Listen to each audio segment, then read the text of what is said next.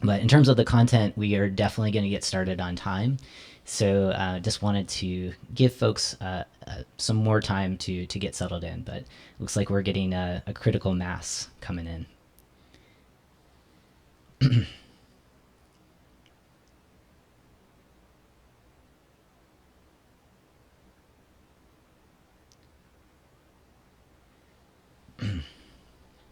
Okay, all right. Well, it is 11 o'clock, and I want to thank everyone for spending part of their Friday with me, depending on where you're calling in from. I'm based out of Portland, Oregon, so it is early in the morning, and believe it or not, the sun is out, so that's great.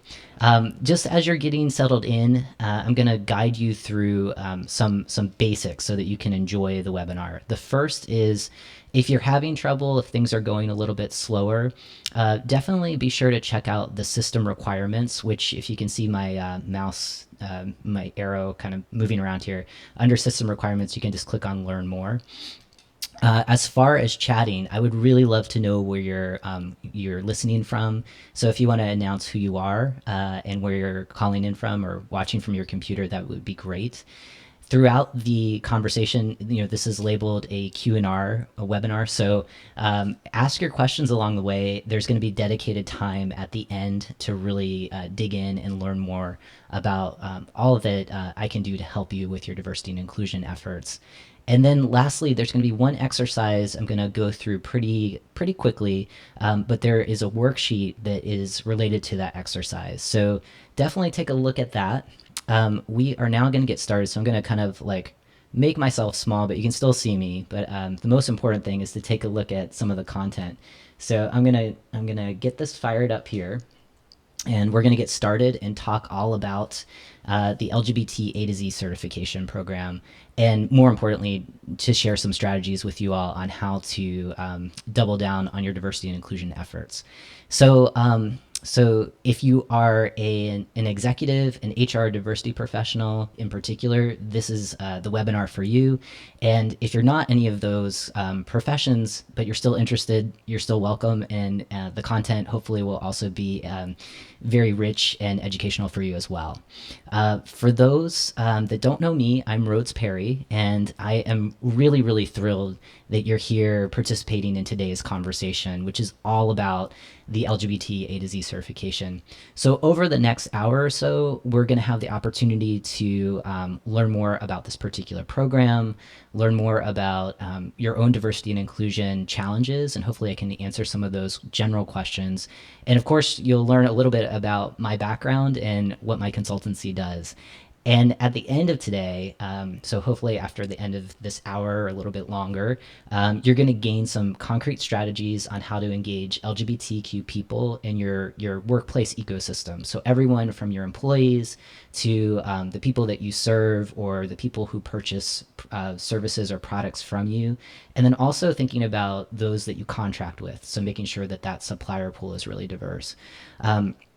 You're going to get support on when and how to begin this critical work. So I know that most people who are here today, you already understand why this is important. You're probably here because you want to gain some of the hows. So we're going to talk about that. And you're definitely going to gain confidence on utilizing some of the proven strategies here to really, really help you with the work that you do. And as promised, everyone on this webinar is going to have the opportunity to walk away with these strategies. You're going to know about the LGBT A to Z certification program, and also just how to talk to your colleagues about why this work is important. There's going to be an exercise, so definitely if you just joined, be sure to pull up that worksheet. So that's under the third column on the webinar guidance. And in that worksheet, I'm going to walk you through the team's transformation process, which is a system that I've developed for my top tier clients. It's really a roadmap for you all, and in this particular exercise will definitely get you started and just wrapping your head around how to engage LGBTQ people and the broader diversity, inclusion, equity work that you do. So let's see. Okay, so a little bit about me.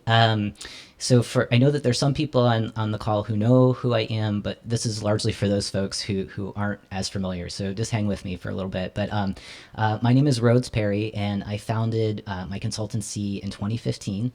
And my firm is a management consultancy where I help my clients develop and build diverse workplaces, and again, making sure that the people that they're serving are also the talent is reflecting the communities that they serve, and also just to make sure that suppliers are diverse. And while my firm broadly focuses on equity and inclusion strategies, I specialize in supporting businesses to welcome and include and value LGBTQ people. And interestingly, a lot of my clients now are really trying to wrap their minds around how to best serve and include transgender and gender diverse people. So that's been a good welcomed requests that I'm getting. My services center around high level facilitation, speaking engagements, strategic planning, leadership development, and coaching. And a lot of my clients describe me as this kind of LGBT strategy and systems guru. And for me, I really just like to simplify what seems to be complex challenges. I like to really deliver results that definitely make a world of difference. And I just have a lot of fun doing what I do. I work with clients in a variety of sectors all across the country. You know, I'm based in Portland, Oregon, and I spend a lot of time in other places, although I love being here as well. And I work in larger government agencies, nonprofits, and in some for-profit businesses as well. And some of my clients include folks in Santa Clara County, in New York. I'm next month I'm going to be in Nebraska, so it's a lot of fun. And through the work that I do, I really want my clients to feel equipped with the strategies and support and confidence necessary to transform their workplaces into one where everyone is feeling welcome, and in particular, LGBT folks are feeling really comfortable and welcome to engage with those organizations. Now, a lot of my work has been informed by being an advocate, an LGBT advocate for over 20 years. So I was a paid lobbyist to work in DC to advocate around LGBT workplace inclusion. I also spent a lot of my career working in government services to try to make those agencies more inclusive. But as an advocate, I'm really proud of a number of victories that I helped secure through my lobbying efforts. I worked at PFLAG National for about 5 years, and I love that job because I had the ability to help bring along allies to advocate for their LGBT friends and family. And in that work, we secured everything from marriage equality to prohibiting LGBT-specific workplace discrimination in a number of states, which we'll talk about in a little bit. And I also had the opportunity to influence guidance coming out of the Department of Education under the past administration to stand up for transgender and gender diverse students, and also teachers. So it was a fantastic opportunity. And these victories really helped extend fair treatment and a level playing field for LGBTQ people living in the United States. And so it was a wonderful work that really equipped me for another aspect of my career, which was not only influencing systems from the outside, but working as a senior executive within government agencies to really think critically about, one, how we're welcoming in LGBT talent to work in, this was in New York City, so to work within city government. And then also making sure, because of the agencies that I was working with, making sure that human services that we were delivering to people living in New York City were also meeting the needs of LGBTQ people. And we were also, as the work gained momentum, we also had the opportunity to really think critically about, and work that we contract out, how do we make sure that we have a diverse pool of suppliers that also include LGBTQ owned businesses or nonprofits that are focusing on serving LGBTQ people. So it was a fantastic opportunity. And through that work, I I continued to receive phone calls from other jurisdictions, from nonprofits, from even from small businesses around, you're really moving the needle here in New York. How can you help us? We would love to learn. So for a while, I was doing just kind of like pro bono kind of advisory services, and at some point, I was like, you know what? I think that there's really a need for this, and I want to expand my platform beyond New York City. I grew up in Florida, so I know that there's other parts of the country that could really use this information. So that's why I started my business, and it's been a wonderful experience. I continue to work with unbelievable clients that they're already converted. They just, again, they understand why this is important. They just want to lead and continue to be competitive and really understand how to do this work. So that's a little bit about who I help. I always think it's also helpful to know a little bit about my own background.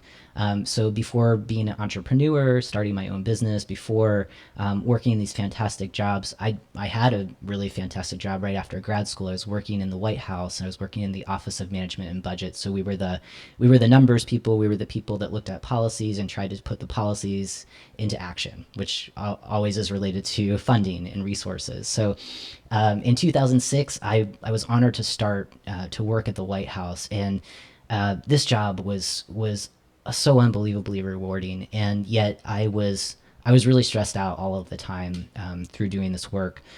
Largely, it wasn't related to the workload itself, even though, sometimes during budget season we were working 80+ hour weeks. My stress was largely related to aspects of who I am. So, this is 2006. So while I was out as being bisexual, I wasn't out about being a transgender man. And, there were a number of reasons why. So 10 years ago, a lot has happened over the past decade, but I was afraid to come out around my gender history for a number of reasons.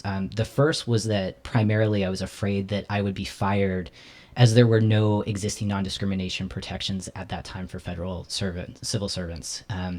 I was afraid that my work would be unfairly judged and limit my future potential for promotions and advancement.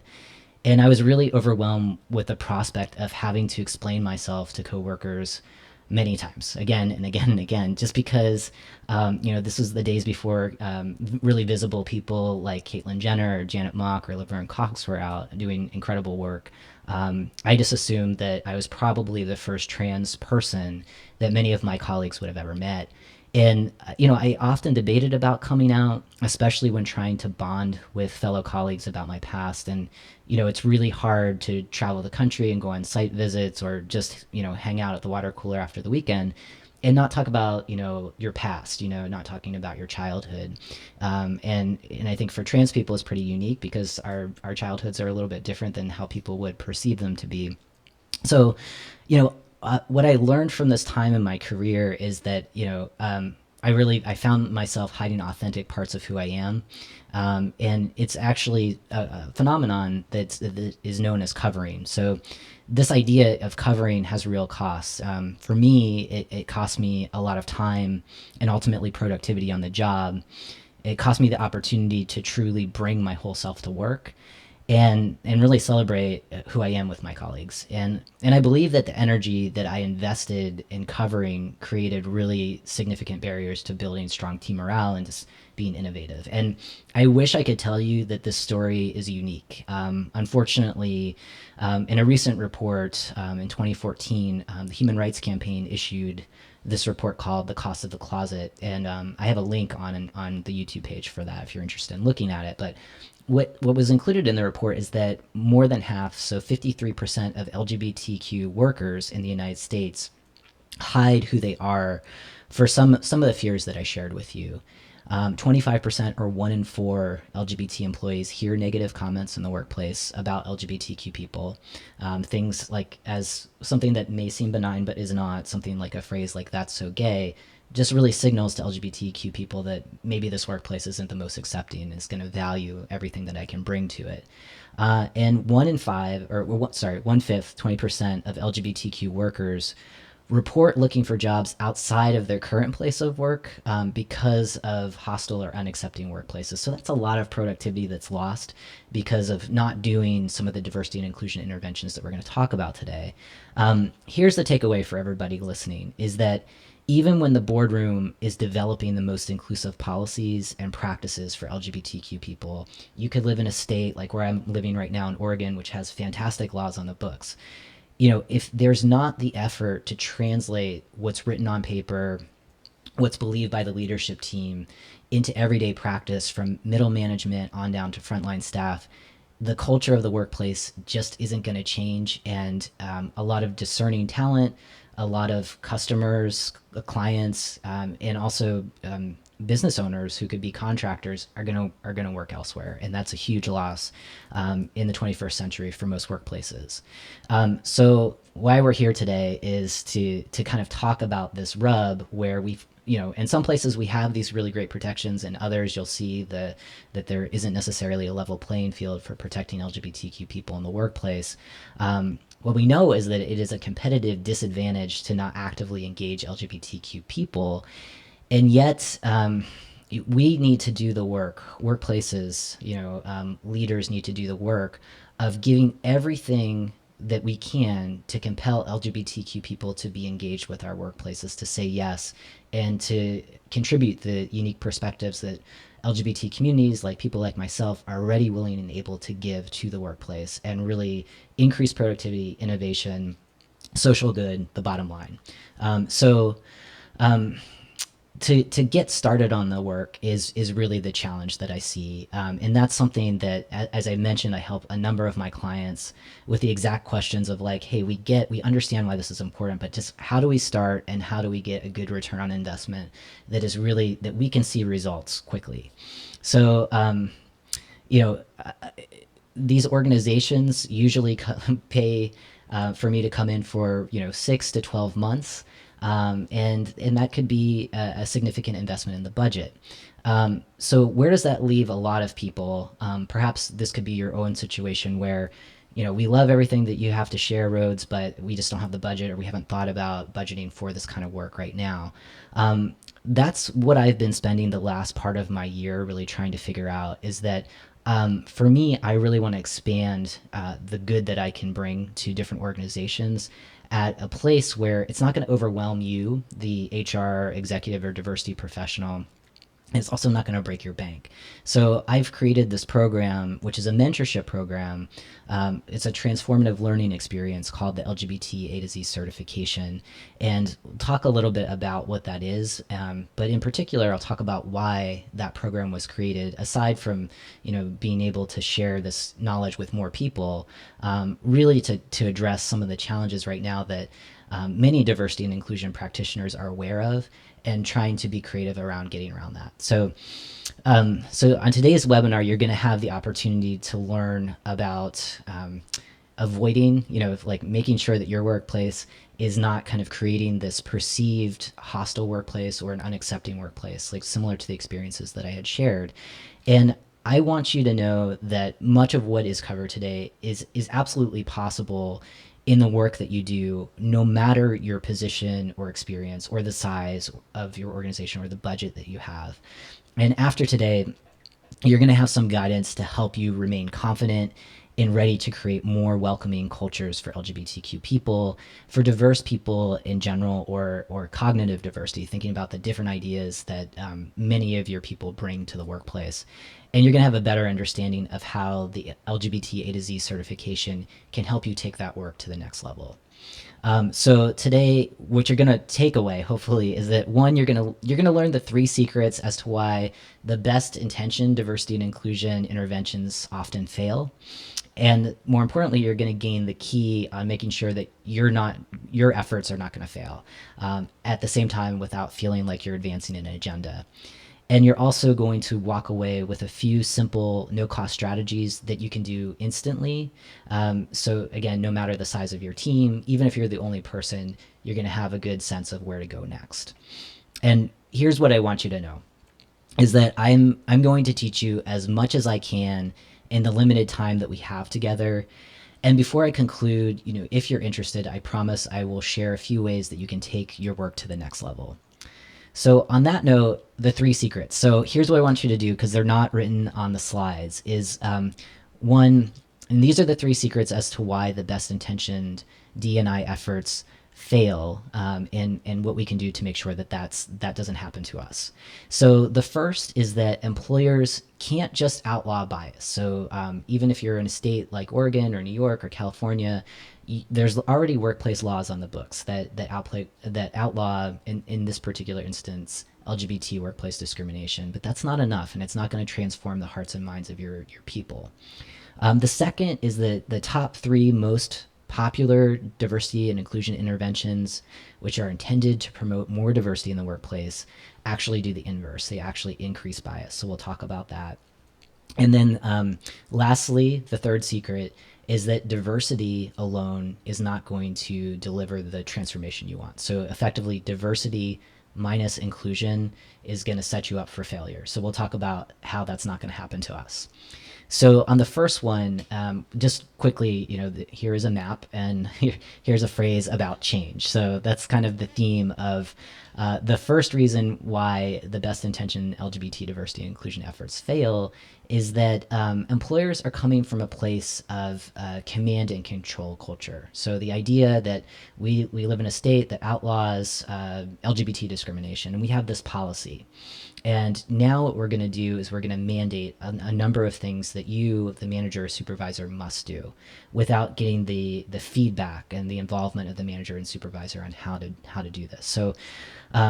So centering most diversity and inclusion interventions around command simply doesn't work. So what I do want to say is that absolutely, when you look at this map here, you see that there's the majority of states are in this kind of tan or white color.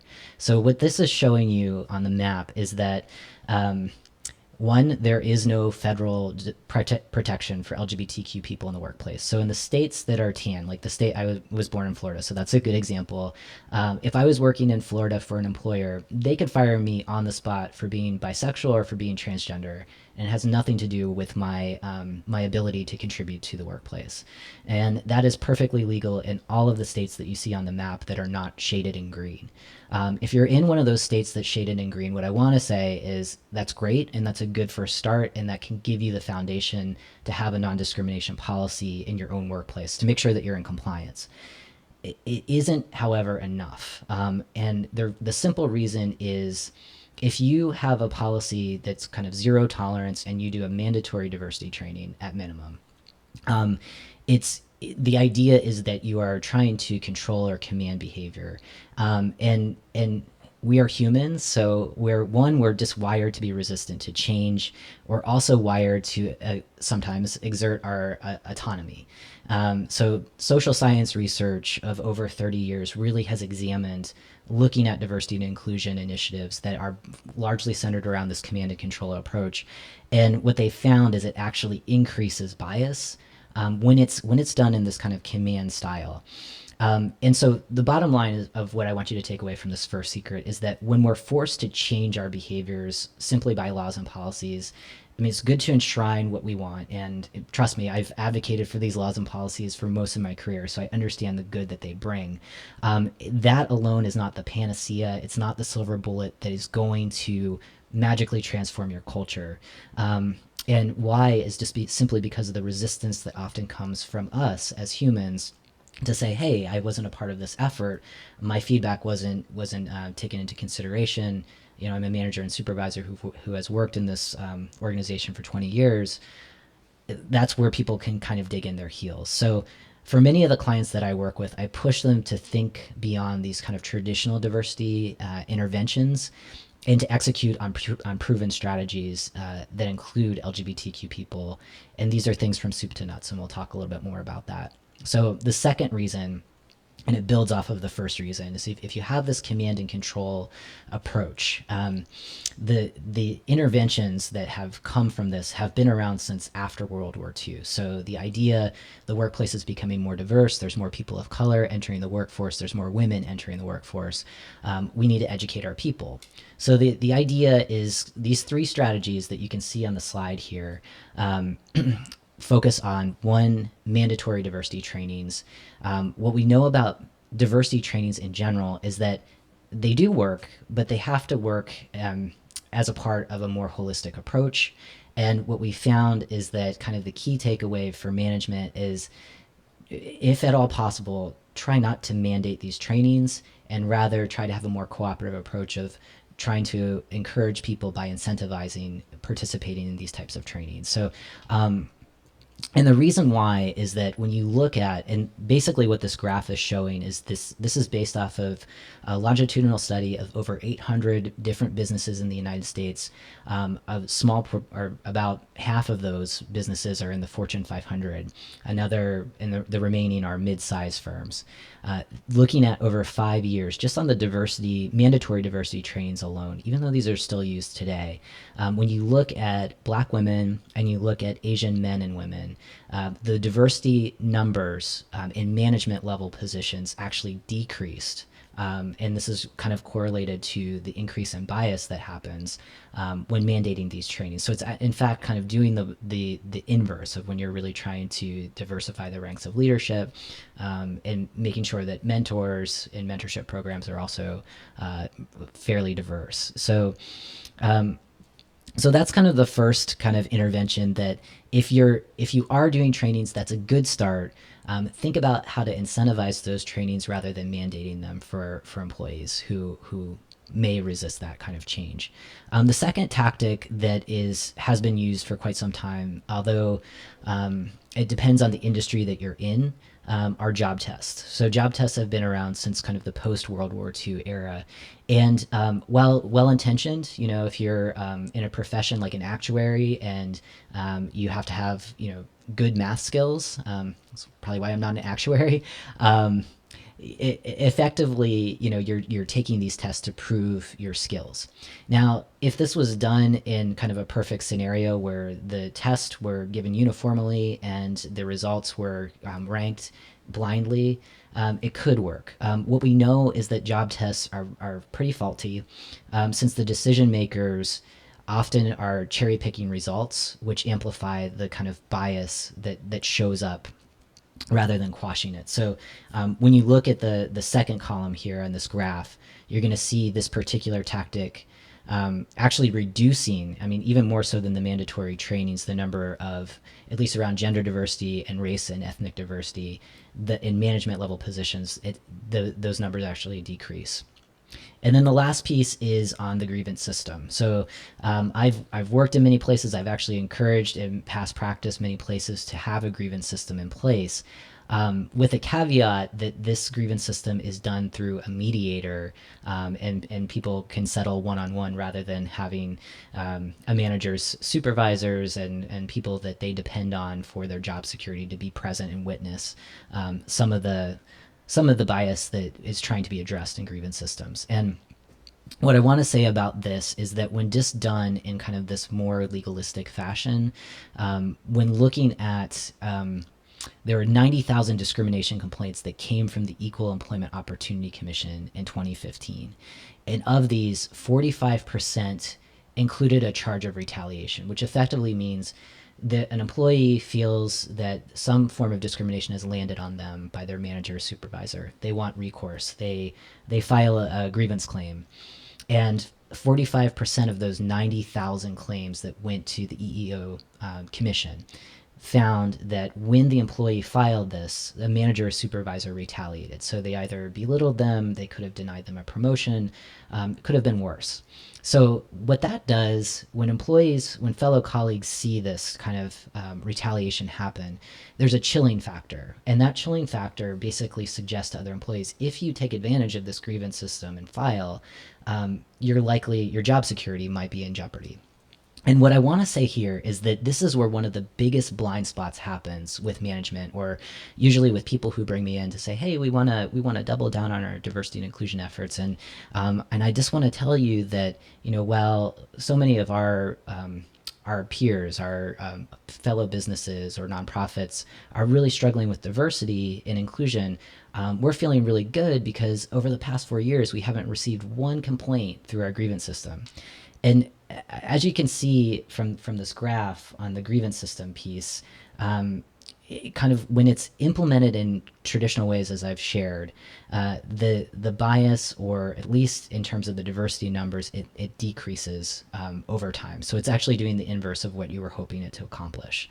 So while all of these tools are designed to prevent multi-million-dollar class action lawsuits, they aren't designed necessarily to shift hearts and minds, since the command and control approach compels individuals to sometimes rebel or at least exert their autonomy and resist some of this change. So the last secret that I want to touch on before we kind of give you the key to prevent the increase of bias from happening in your own workplace is that let's just think about diversity and inclusion. So diversity, I'm sure many people on the call, when you look around in your workplace, you see people from many different races and genders, ethnicities, religions, and that is amazing. And what I want to say is, before you kind of announce mission accomplished because you see a lot of people diversity, or even because you have different people and experiences there, you have idea diversity, that alone is not enough.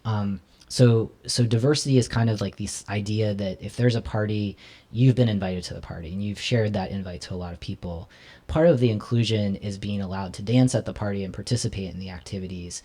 And so if you extend that analogy to the workplace, when you're including diverse perspectives, either diverse people or the ideas that they're bringing, and you're effectively leveraging it into the strategy, into the strategic planning, or if you're in a business that is developing products or services, you're getting the feedback from different perspectives, and you're utilizing and you're really welcoming the diverse perspectives to shape how you move forward in the future.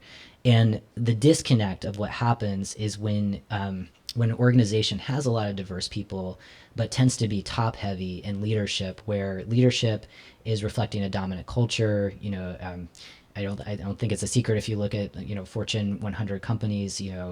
At least at the C-suite level, there's a lot of white men who are not transgender, who aren't LGBT, who are leading these corporations. And while you may look at these multinational corporations as being diverse amongst people, as you kind of climb the leadership ladder, it looks a little bit different. And so there's a lot of ways to leverage diversity within to really include those perspectives beyond just diversifying your leadership ranks. There's employee resource groups, which is a whole other conversation of how to develop affinity groups based off of different diverse perspectives. There's the idea of cross-training, so involving different people to go on details across a larger organization to just have contact with different people, and also mentorship programs too. So we'll talk a little bit about that. But the bottom line here is that these three secrets are why most D&I efforts fail, when kind of looking at this command and control approach.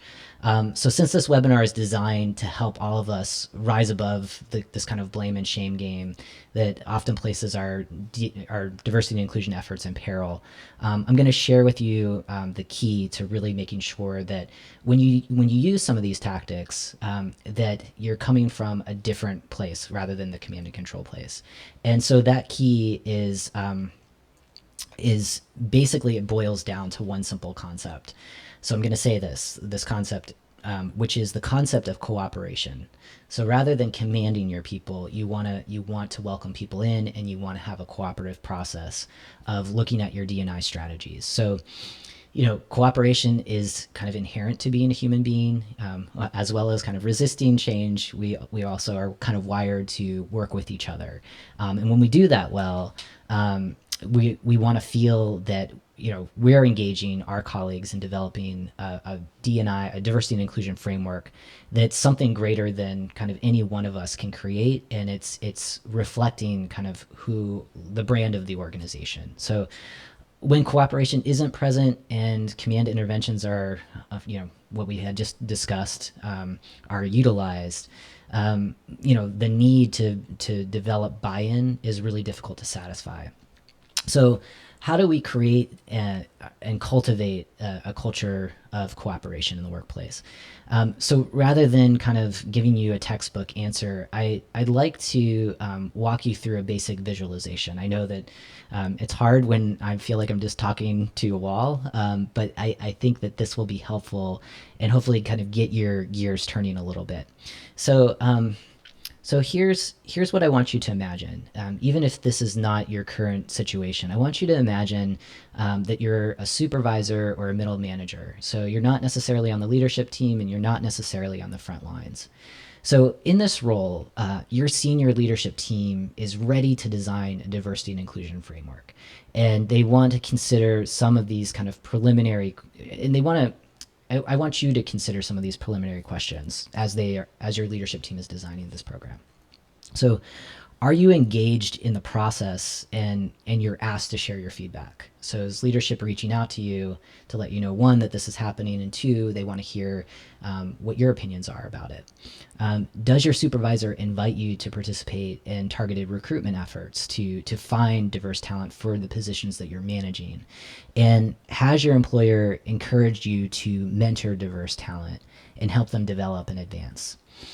And just kind of on this aspect, when senior leadership takes those first steps of crafting the diversity framework, and they take the time to receive feedback from folks in middle management positions and frontline staff, they're going to activate engagement in the process of developing a diversity mission, and they're going to create intergroup contact, which is really key, especially if your leadership team is a little lopsided in terms of diversity metrics versus middle management or frontline staff. This is really going to help increase contact and really get fresh ideas around how to do this work well. So kind of continuing with this visualization exercise, now imagine that your senior leadership team wants to reduce bias. They want to reduce bias and they want to enhance employee cooperation. So as a middle manager, again, are your project teams self-managed? So in other words, are your teams allowing people in different roles and functions to work together on projects as equals? Now, this is a concept that's really, really popular, especially with millennials and even younger people under that generation. And then also in this role, are you empowered to cross-train staff from different departments to really deepen the understanding of the whole organization? And then if you're thinking about frontline staff, if you're in that position, if you were encouraged to rotate between departments for a limited time frame to try your hand at various jobs, what impression of that employer would you have? And so I'm asking these questions because it's important to note that self-managed teams, cross-training, it just has such positive effects rather than this kind of like mandatory diversity training or the job testing or the grievance systems, which actually increase bias. This kind of having more contact and more cooperation reduces bias. And that's the direction that we want to move the needle. And then so the last part of this visualization exercise is thinking about when senior leadership wants to promote greater social accountability. So there's a lot of talk about transparency around diversity and inclusion, especially, when people took the pre-webinar survey, a lot of folks had questions about benchmarking diversity and inclusion. So in thinking about that, are you and your team invited to review diversity numbers for the entire organization or your business unit, just to determine where attention is needed? So even if you're just looking at gender and racial diversity within your organization, so holding the LGBTQ pieces constant, are you doing that right now? And is your senior leadership publicly sharing, performance reviews or salary increases and promotions, not by name, but just simply by race or gender, sexual orientation, gender identity, ability, things like that? That's something to think through. And then the last piece is if you have an employee resource group or an affinity group, whether it's for veterans or LGBT folks, whatnot, is your senior leadership effectively leveraging those voices to get a better understanding of where there might be additional diversity gaps? And I'm asking these questions because when employers encourage social accountability, a higher number of managers and supervisors are more likely to play on the need to look good in the eyes of those around them. So it's kind of positive peer pressure, not necessarily the most altruistic reason to make sure that you're promoting people based on their merit, but this kind of transparency actually is effective, and it's showing results in workplaces that are employing these strategies. So publicly sharing diversity numbers are also going to help your organization attend to any obvious gaps within your diversity and inclusion strategies. So to sum it up, on this aspect of the webinar, this thought exercise can really help you better assess if your employer is adopting some of the D&I strategies of cooperation. If you found yourself if you're nodding your head yes to a lot of these questions, you are really in a great position to really take your work further. So I want to commend you for that.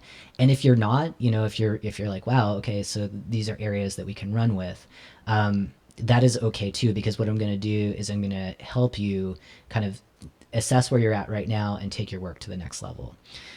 So now is a moment where you get to see some exclusive content that is from the LGBT certification program.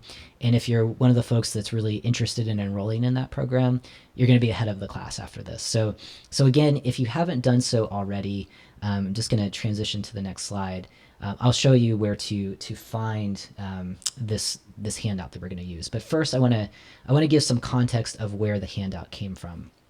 So this section of the webinar is really going to be just the kind of few simple no-cost things that you can do right now if you're ready to get started and you really just want to bootstrap it and do it on your own. So part of what I'm sharing with you on this slide comes from a 5-step proven strategy that I use with all of my top tier clients. So usually I'm doing all 5 of these steps over anywhere from 3 to 6 to sometimes a full 6 months to a year, and really helping HR and diversity professionals double down on some of their D&I efforts. This whole process is, while I use it with top tier clients, this is the process that I'm teaching folks within the LGBT A to Z certification so that they can really have this roadmap, not just having the roadmap, but really understanding how to implement it. And that's what we do for 4 weeks of one-on-one intensive mentorship. So the 5-step process incorporates some of the interesting information that you've already gained from the talk. And I just want to walk you through it here. And this is really such a great system to have that workplace transformation that you're looking for. So as you can see here, there's 5 steps. So teams is, you can see how from the colored text, how that acronym comes about. But the very first step, and this is what we're going to dig in deep in just a few minutes, is how to tune your vision. So it's getting really clear on what diversity and inclusion means to you, your team, and your organization. And then the second step is like, once you have that vision with your leadership team, it's getting at addressing some of the organizational disparity that can happen between decision makers at the top level, middle management, and the culture that's set, especially in big organizations, and then where frontline staff are at. So it's all about engaging leadership teams across an organization and getting that buy-in. So kind of like that visualization exercise that I just did. And the third step is it speaks to a big need, a big pain point that I'm seeing, at least from the survey results that I received from participants from today, is really assessing baseline measures of where you're at with your diversity and inclusion efforts, and then setting benchmarks. So aggressive, kind of the SMART goals. So specific, measurable, attainable, realistic, and time bound. So these are the kind of goals that can kind of feel abstract if you're not being very concrete about how you want diversity to look, and specifically the numbers. So if you're looking at people diversity, are you dedicating a percentage of positions to diverse populations that reflect who you're serving? So these are things that, at least with leadership, they get a little nervous around. And it's one of the things that we have to do to throw a stake in the sand to measure if we're moving the needle. So the fourth step is all about the interventions depending on your organization, depending where you're at, where you're going to start, and what could be achievable over a fixed amount of time. And then the last piece is all about sustainability. So, like I said, I don't have time to go through this entire system with everyone on the call, but I do want to spend some time looking at that first step. So, if you can, if you don't yet have the worksheet, this link over here, so it's a shortened link. You can copy and paste that and put it in another browser and pull up this worksheet. And it's really, this is a process. So the tuning your vision, it encourages you to really assess what vision your organization has around diversity and inclusion, and where kind of LGBT people, whether it's staff, whether it's people that you're working with, whether it's contractors, work that you're farming out, how to include LGBT people in meaningful ways there. So it's really going to help you get clear on the shared diversity vision that you have at your organization. It's going to help you overcome the problems of different ideas and beliefs about what LGBT diversity truly means. And it offers a technique to really clarify the vision. So I'm going to briefly walk you through it. And then we're going to talk a little bit more about the certification and questions that you might have along the way. So the first step on here, and I apologize, this is probably hard to see, but the first step is essentially you're going to begin with yourself. So you're going to consider 3 reasons why you might feel uncomfortable engaging LGBT talent, customers, or contractors. And I could say, if you're not LGBT, fear not, because even for LGBTQ people, I've worked with a number of clients who are LGBT themselves, and one of the fears that they have of even getting started on this work is that there's a fear of feeling like they might be pushing in an agenda. And I always go back to what the LGBTQ business case is, and that's something that we focus really heavily in the LGBT A to Z certification, is how to talk to other colleagues about why this aspect of diversity and inclusion is so important, how it can help with innovation, productivity, increasing social good. If you're in a business that cares about profit, how it actually really, really increases your bottom line. These are strategies that I help work through. So all of this is to say is that we all have maybe our own resistance to digging into this work, but it's really important to understand where that resistance comes from. So that's the first aspect. The second aspect is really clarifying the terms. So I mentioned when we talk about diversity, inclusion, and even equity, these are really loaded terms. And I imagine if we were all sitting in a room right now, if I went around the circle, everybody would have a different definition, probably similar, but different in what these terms mean. So in the context of just how I talk about this and to make sure that we have a shared understanding, diversity is, this with that party analogy, and you can extend it to work, it's being asked to come to the party. Inclusion is being asked to dance at the party, participate in activities. And I always say with equity is like where we're going, and the ideal. And with equity, it is really, you were invited well before the party was even thought about to come up with the idea of the party, to come up with the activities of the party. I mean, you're one of the key decision makers. So that's, if you extend the party analogy to the workplace, that's how, I typically clarify those terms. The third and fourth places are, where are you going to go? So you have this vision, you need to create a roadmap. And so that helps lead to what benchmarks are going to look like. It also leads to what needs to be implemented. So if you want to develop a mentorship program and you want it to be inclusive of LGBTQ people, the roadmap is going to help you get there. The fourth piece is the power map, which is who needs to get on board to make sure that mentorship program gets resourced, gets off the ground, and really gets to the vision, so you can achieve the goals and transform your workplace. And the last piece is then kind of based off of this, walking away with that shared vision. So you know where you're going to go. You can then kind of clarify based off of who's involved, what is the shared workplace vision that is now inclusive of LGBTQ people. So that was the fast kind of Cliff Notes version of how to go through this. I know that this first step, especially when going through it pretty quickly, can feel like a lot. So please don't worry, because you at least have a template of how to get started with this process. In addition, I offer a ton of free value on my website about how to get started with this Teams transformation method. even if you subscribe to my newsletter, one of the free things that you get from subscribing is the outline of the team's transformation method. So there's more details to it. So at least it gets you started to think about this method. If the system makes sense to you, it's just a good way to stay organized and move the ball forward. So for those of you that wish to take your D&I efforts one step further, I want you to know how to get more. So on Monday, March 6th, I am super excited to be offering the LGBT A to C certification mentorship program. And it's designed, as I said before, for executive HR and diversity professionals who are really eager to be more inclusive, who are very eager to build more inclusive workplaces for LGBTQ folks, and they're just not sure where to start.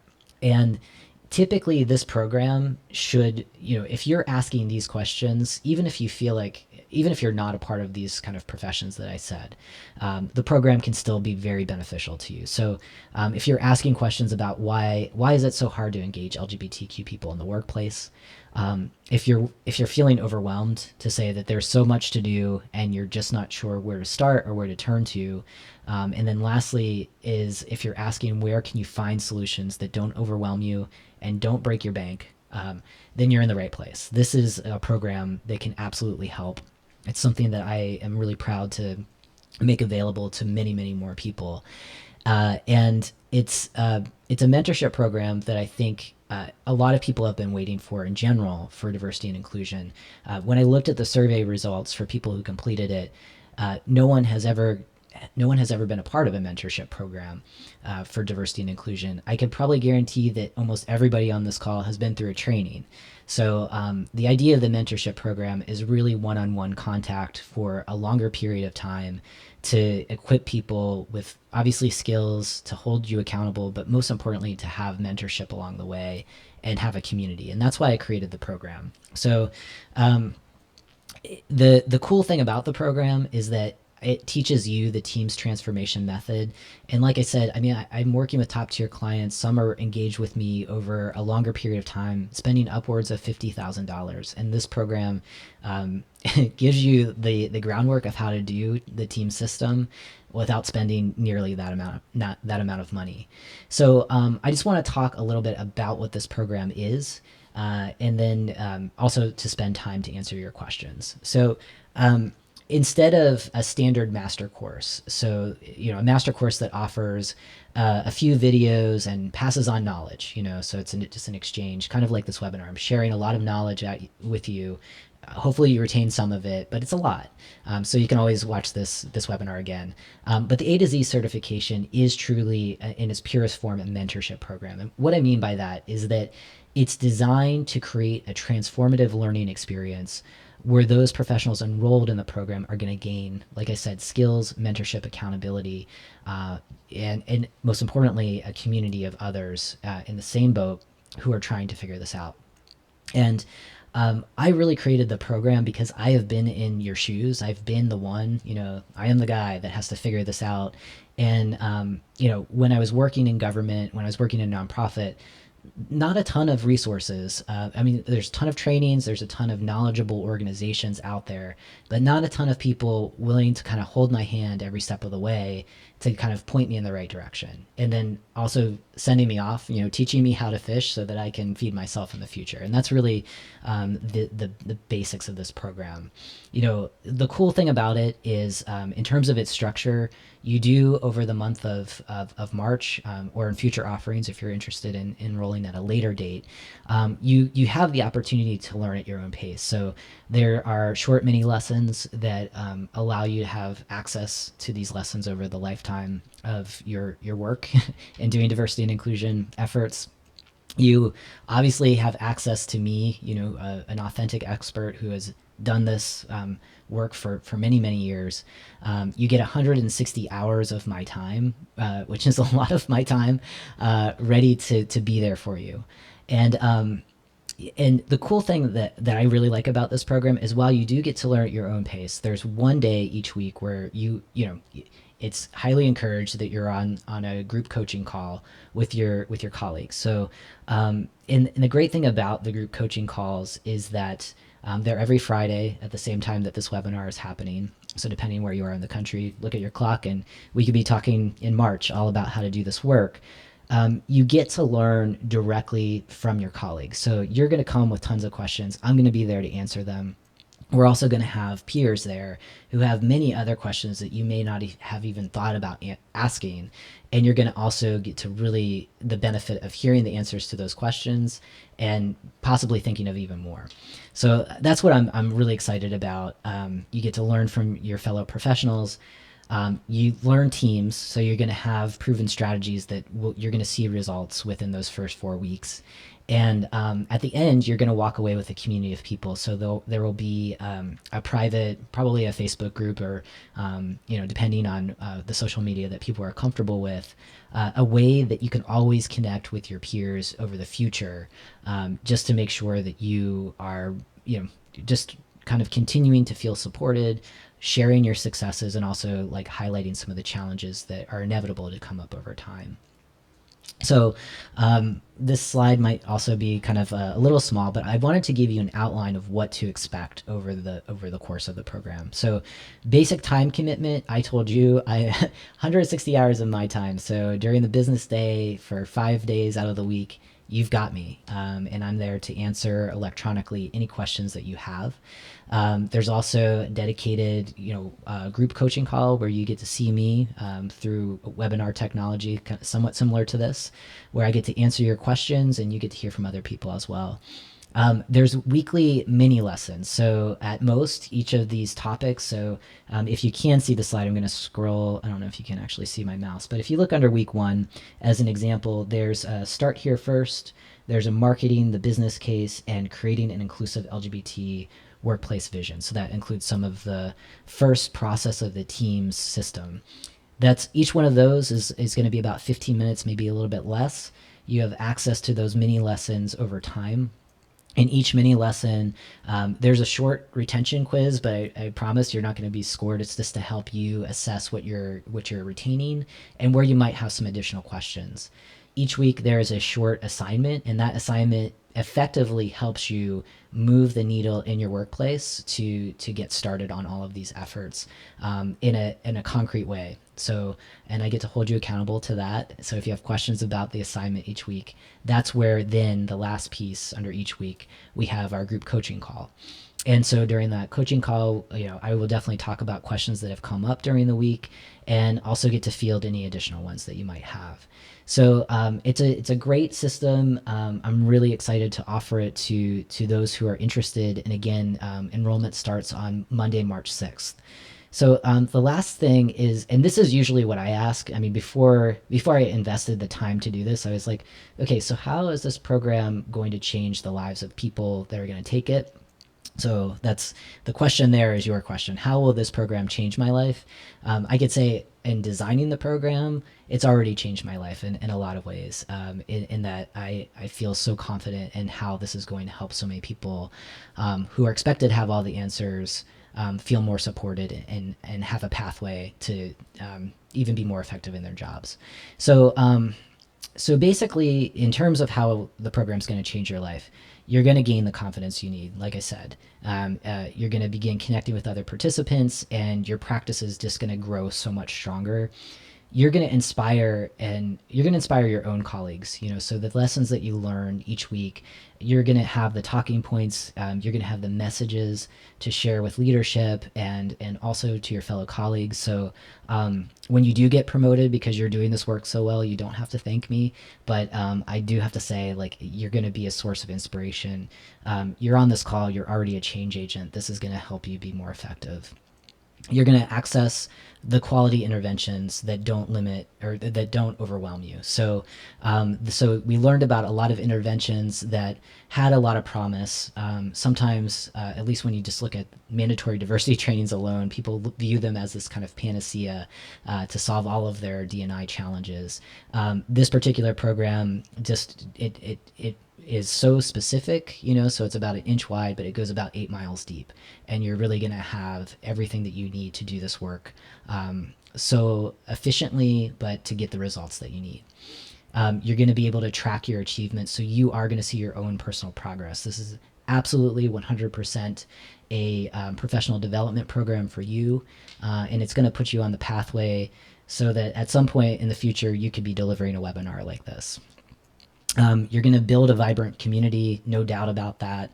There's already so many people connected with my consultancy that benefit from learning from each other, and so I'm excited to welcome you into that family. And lastly, while you have 160 hours of my time, during the month of March and future offerings of this program, you're going to have a lifeline to me. So when you're taking aspects of the teams method and you're trying to implement it, it could be 3 months from now. It could be 3 months from when you graduate from the certification program. It could be even longer or shorter. I'm there to help. So while I'll be engaged with other classes in the future, I am here to help. I want to see you succeed, and I'm confident that you will when going through this program. So the last thing, and this is usually where people will say, okay, so we just want to know what the bottom line is. I just want to walk you through the value of the program just so that you kind of understand what I will be offering and what you'll be getting, and just how you really walk away with a great return on investment. The first thing, and this is definitely what I want to share with you, is that workplace discrimination is an annual $64 billion problem when you just look at people who are leaving workplaces because they feel that they're either not accepted or they are not, they feel that they're in a hostile work environment. So that's just people leaving their positions alone and the cost of filling those positions. So that number can even be much higher when you look at the lawsuits and the litigation that comes when a workplace is not in compliant with workplace protection. So it's a huge problem. This program is there to solve this billion-dollar problem. The other piece that I want to really highlight, the other piece that I really want to highlight for you is that you're getting 160 hours of my time. So that is Monday through Friday. I'm going to be on the clock every day from 8 a.m. Pacific time. So for East Coasters, that's going to be 11 o'clock your time, all the way up until 4 p.m. here on the Pacific Coast, but 7 p.m. on the East Coast, answering questions. So I'm going to be live then. If you have questions that come up overnight, in the morning, you're going to have answers to them. So I'm going to be that engaged with this program and that committed because I am so ready to see a new generation of diversity and inclusion leaders having the tools to do this work well. So typically, if I was working with a client, for a month, that would be about $48,000 if that was the only project I was working on. So you get a lot of value over a very small investment. Also with the teams transformation method, when I'm working with clients on a monthly retainer basis, over the course of 6 months to a year, that project can land and end up in a $50,000 range. And so what I want to say here is that, again, you get a lot of value. You're learning the teams method. I'm not just going in to do it for you. You are learning, I'm teaching you how to fish, and you're going to have the system for the lifetime that you do this kind of work. The last thing that I'm excited to share about is that for everybody on this call today, if you enrolled in the program, you get 50% or you get 10% off. So if you use the promotion code capital R, capital P, capital C all together. So if you say RPC when you enroll, you get $200 off. So that's 10% off of the enrollment fee. So in total, you get $100,000 of my original content, holding constant that $64 billion problem. And the great thing is that if you enroll today, you get 10% off for a cost of just shy of $1,800. So that is the essence of the program. What I do want to say, in closing, I'm going to shift to look at the Q&A, but I just want to highlight and mention enrollment is open now up until Monday, March 6th. So if you're not ultimately the decision maker within your organization, you'll have this webinar archived. You can share it with your managers, your supervisors, your board, if you have to get permission that way. And again, to stress the value that you get from this $100,000 of original RPC content. And on top of that, if you take advantage of the offer today, a 10% discount using the code RPC. So where you can find this, and this is where I'm just going to shift over to any questions that you might have. So please definitely start asking your questions now. And if you go to this particular website, so if you go to the mentorship website, so it's my website /mentorship, and scroll down, if you hit on the save your seat, it will take you directly to the enrollment page. And when you enroll in the program, I'm just going to go over here because it's a little bit quicker. You can add this mentorship opportunity to your cart and just plug in the RPC discount code, and you will get 10% off. So with that, I'm going to pause here, and I'm going to actually shift over to some of the results that we had. Well, we have a lot of people here. We had about 6 responses to the actual pre-webinar survey. And here, I'm going to walk through, but I want to first pause and take a look at any questions that anyone might have to this particular opportunity. So let's see. So it looks like right now that there are not a ton of questions other than Wayne was excited about hearing about the content. So thank you, Wayne. I hope the content was helpful for you. The technology, the YouTube technology, I'm happy to answer in just a little bit.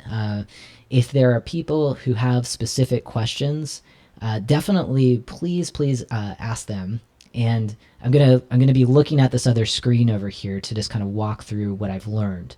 The interesting thing is that where most people are, at least the survey respondents, where most people are getting their information on how to implement LGBT diversity and inclusion efforts, that's coming largely from colleagues. So I think that finding is pretty interesting. Again, this is not statistically significant. We would need a much bigger sample size. But at least for people participating today, it's good that you are reaching out to colleagues who may have ideas on how to implement strategies around D&I efforts that are rooted and centered around LGBT people. It does look like supervisors are also the second leading source. I can say when I was in the role of doing this work inside a large government agency, my boss at the time she was so lovely, and at the same time she was like, I wish I knew how to support you in doing this work. So I know that that's real. I know that challenge is real, and it's one of the reasons why I'm really encouraging people to consider enrolling in this program, because it's meant to address that pain point. Now, the other interesting finding is that all 6 respondents said that they had never been involved in a diversity and inclusion mentorship program. So that question wasn't specific to an LGBT diversity and inclusion mentorship program. One of the questions that I get asked a lot is, are the strategies, the tactics, the interventions available in this program, which is centered around working with LGBT people, can that apply to other communities? So can that apply to improving racial diversity? Can that apply to improving diversity around veterans in the workplace? Absolutely. All of the interventions that are shared, oftentimes I'm working with clients that while LGBT diversity and inclusion is a part of their broader strategy, they're looking at the bigger picture. So much of what is shared in here can address those broader questions or challenges that you have, and I encourage that when we're going through the mentorship opportunity. Just kind of scrolling down, a few other things that I thought were interesting here is that there are a lot of reasons why people were interested in this particular mentorship opportunity. Confidence comes out on top. So we're all very, very knowledgeable people. There's many people on this call who have been doing this work for quite some time. I think the number one thing that comes out of this program, aside from having just constant contact with me, is that you gain a community of other professionals who are doing their best. Sometimes they're bootstrapping it. Sometimes they're engaged with different systems that are working.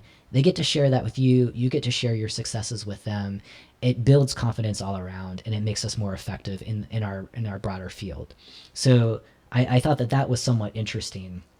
And then one of the key things of what people are looking to gain out of this is connecting with people. I love the last comment. I'm just going to read this out loud because I thought this was really special, but it's achieving, it's unity and love and connecting people who can help one another with struggles without conflict, but compassion and understanding. And it goes on to say, developing one law for all LGBT people to achieve joy and peace without humiliation, embarrassment, which in turn leads to darkness and death, and physically and spiritually. So kind of looking at the positive of really connecting with people, gaining confidence, understanding the interventions that are really going to get the changes and transformation that you're looking for.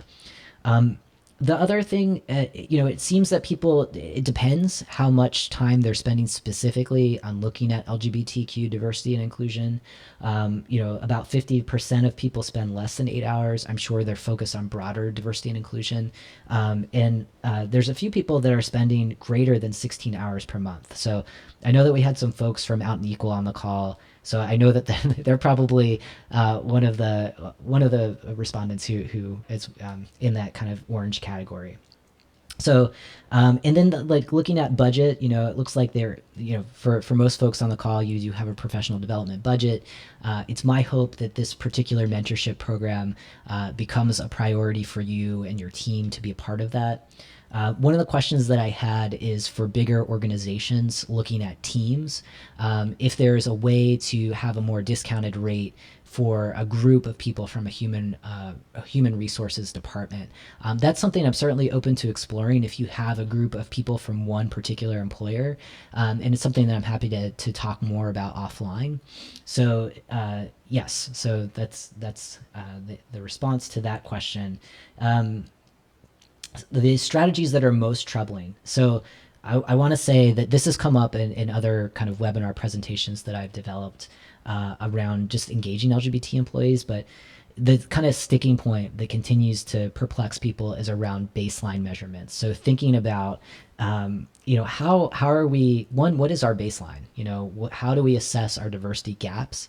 And then two, how do we set these SMART goals to know that we're moving the needle, the benchmarks?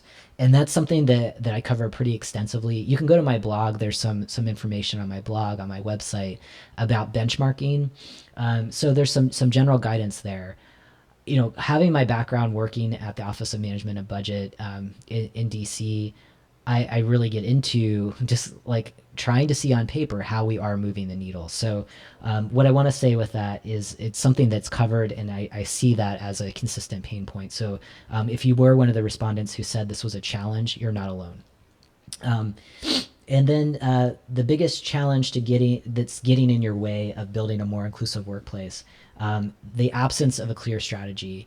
I can tell you with the team's transformation method, this is the blueprint. It's the go-to strategy for people who participate and enroll in the LGBT A to Z certification. Not only do you get certified, not only do you get a fancy certificate you could put on your resume or your CV, you're also going to walk away with a real strategy that, as we go along and as you do the work, it's already going to be in place by the time that you graduate and complete the program. So, and then there was one other thing of who is ultimately accountable. So it just depends, I think, on the organization of who's most accountable in the organization to doing this work. I think one of the things that we learned from this webinar is that cooperation is key, and it's upon all of us to really do our part to making sure that we are welcoming the most diverse talent to our teams, to appeal to diverse communities or markets that we're serving, and hiring the contractors that can help us get there. So with that, I'm just going to take a quick look at any other questions that people have, and it looks like there aren't any other questions. So I want to thank you for spending so much time today, spending another 11 minutes after. Again, if you are interested in the A to Z certification program, enrollment is open. You are eligible to knocking $200 off of the enrollment fee. If you have questions after today's webinar, I am more than happy to answer those questions. You can reach me at 202-403-7000, which is my business line, or you can email me at rhodes@rhodesperry.com. So thank you for spending time, and I hope you have an amazing weekend. And I hope to see many of you in the program in March. So have a good day and take care. Bye.